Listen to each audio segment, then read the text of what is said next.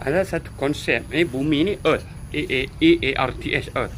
Earth ni ialah tiap-tiap hari, tiap-tiap minit bumi ni dia dipanah petir. Satu bumi ni boleh pegang berribu-ribu kali.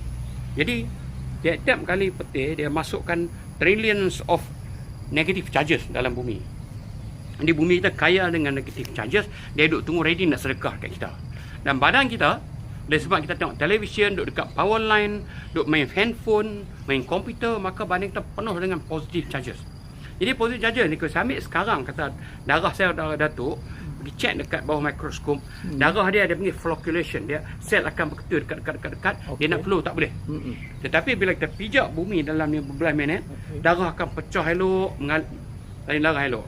Sebab apa? Positive charges daripada bumi, negative charges daripada bumi, dia campur dengan kita punya positive charge, dia jadi neutral. Bila neutral,